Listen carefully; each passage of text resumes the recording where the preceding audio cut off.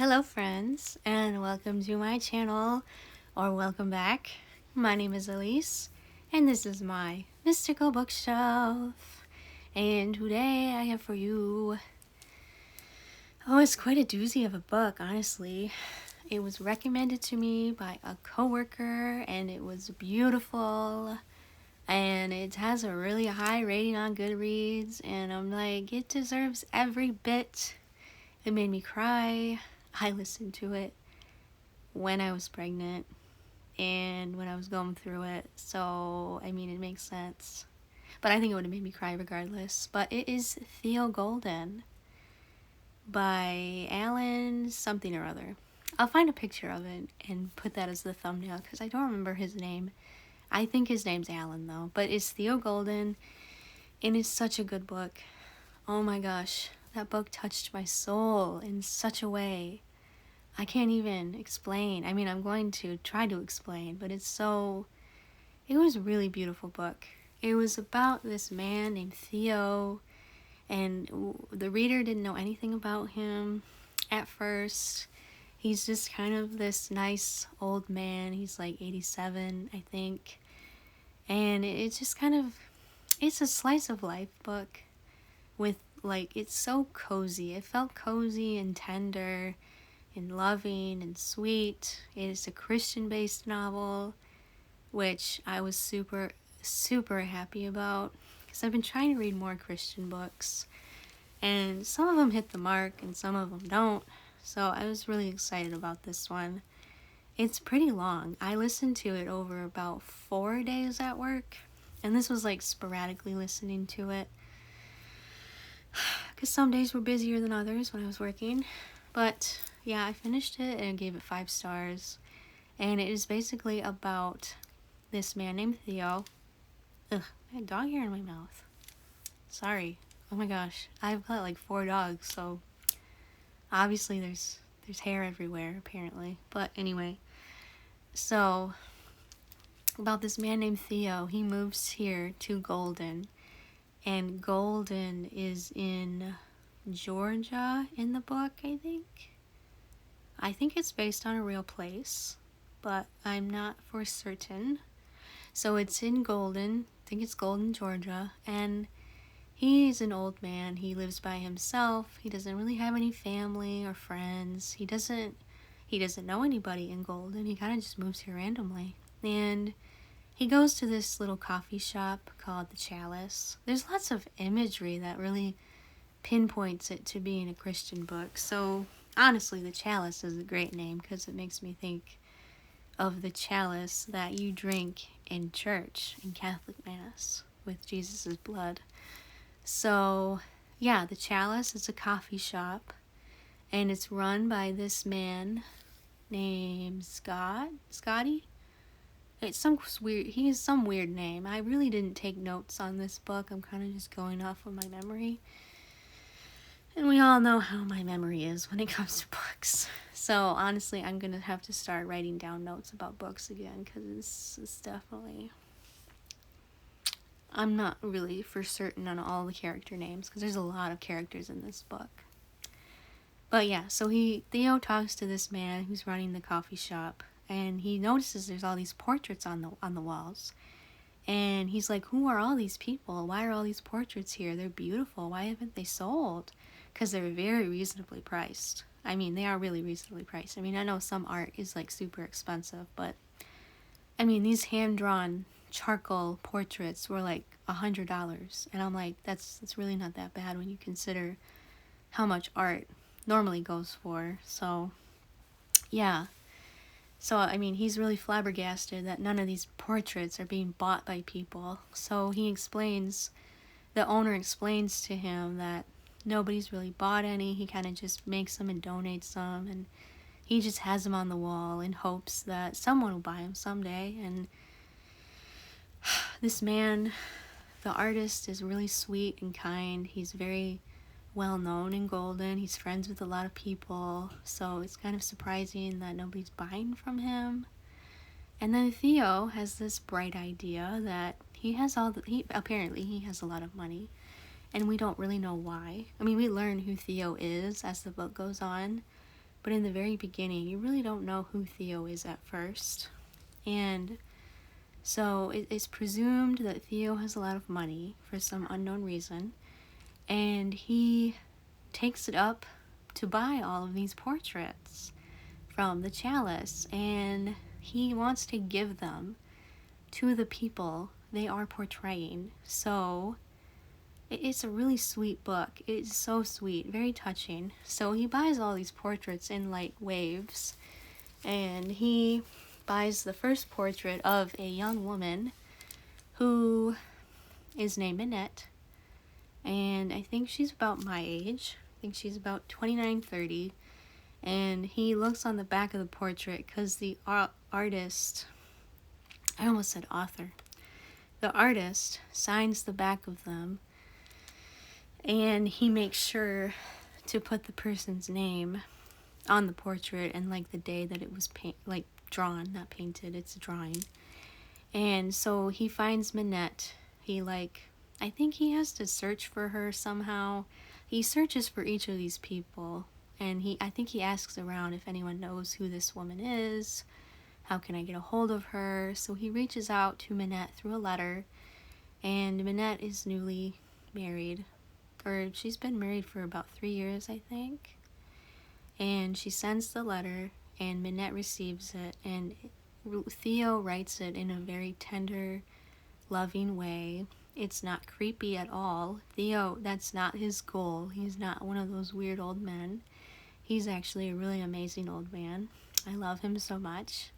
He's one of my favorite book characters that I've read in a long time. And I definitely grew attached to pretty much everybody in the book, which was a really refreshing surprise, because sometimes it doesn't happen, and I'm disappointed about it. So he finds Minette.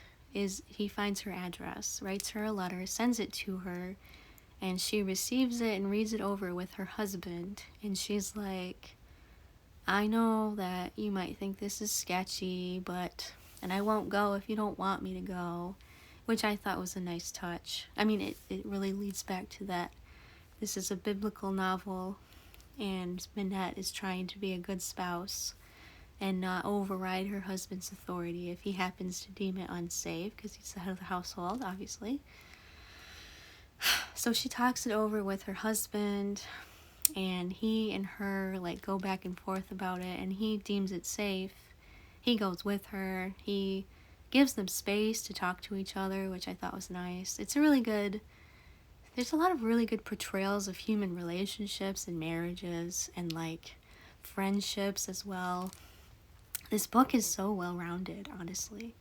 And this is the author's first book, which I thought was super interesting, because when I was listening to it, I found it on Libby, and I had requested it months and months ago. So when it came up, I was like, oh wow, I forgot that I wanted to read that, because my coworker had mentioned it to me super long time ago. And I was like, oh yeah, I'll look it up.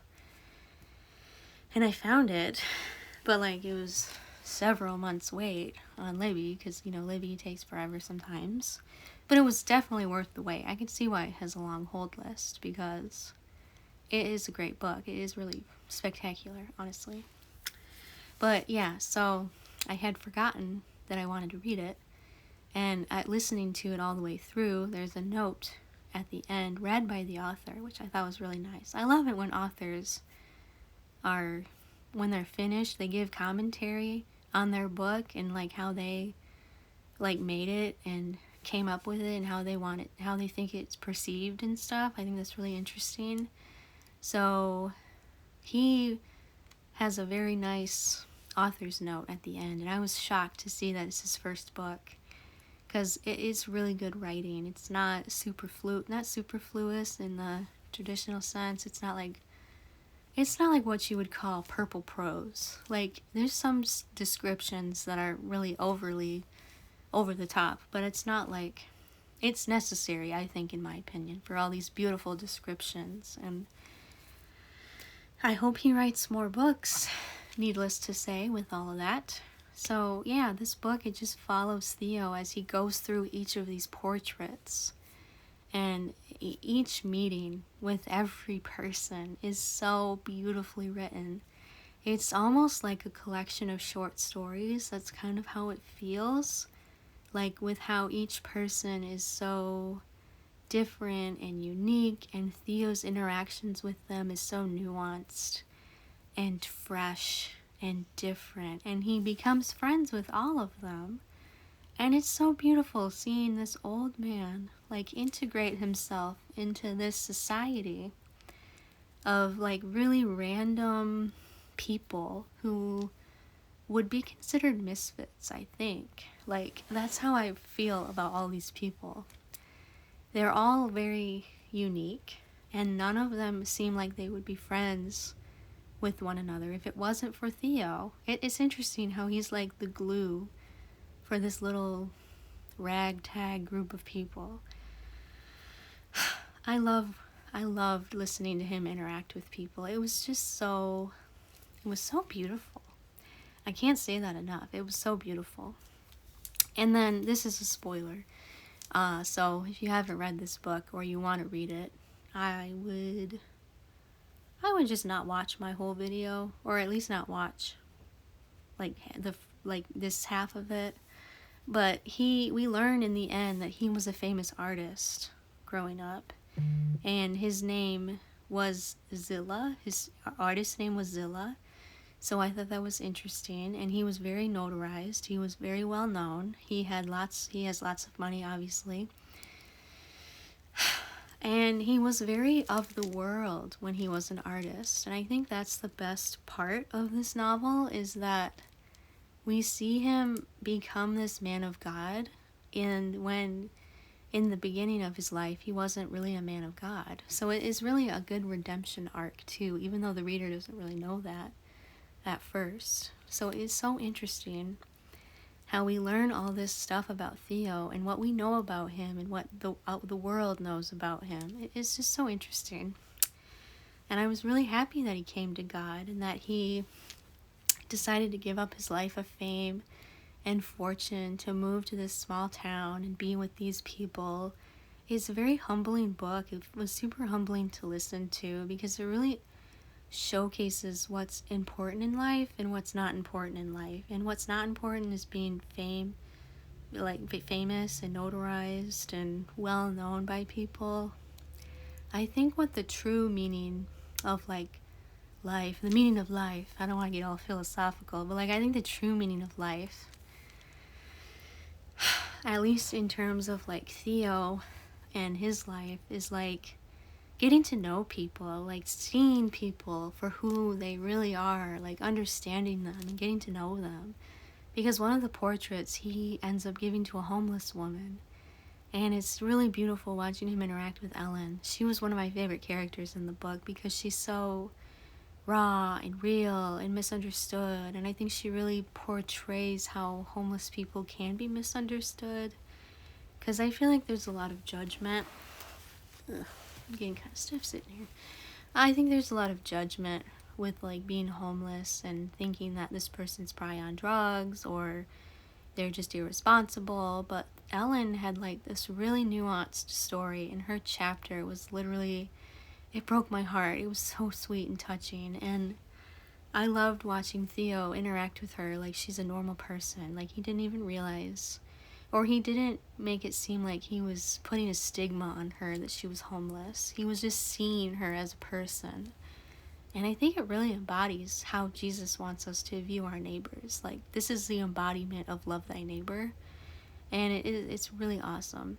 And yeah, Theo ends up passing away in the book, unfortunately. And that's where the reader learns the most about him, is after he's passed away. He's like, the obituary is being read to the reader by one of the other characters, and we learn that he's actually the father of this artist who made all these beautiful portraits. And I thought that was such a mind-blowing like twist.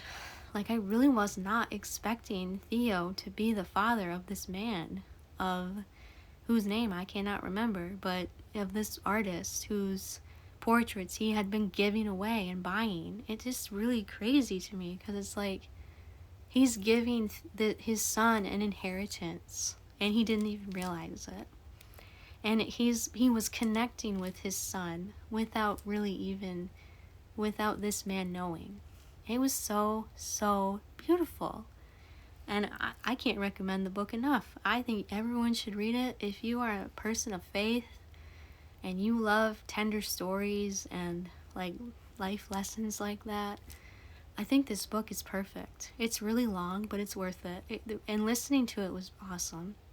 The narrator did a really good job. I can't remember who it was read by, but they did beautiful. He did a beautiful job. Yeah, so that's all my thoughts on Theo Golden. It is a great book. It's a 5-star for sure. And I think everybody should read it. It is perfect for any time of the year. It kind of feels cozy, and it takes place throughout all the seasons, but it really hits different like towards the end, because it's transitioning from summer, I think it's transitions from spring to summer to fall to winter. So it was really like it had very interesting descriptions for every season. And I think that's really what I was drawn to the most, along with the human interactions and relationships, was the way that the author wrote this little town. It was so beautiful.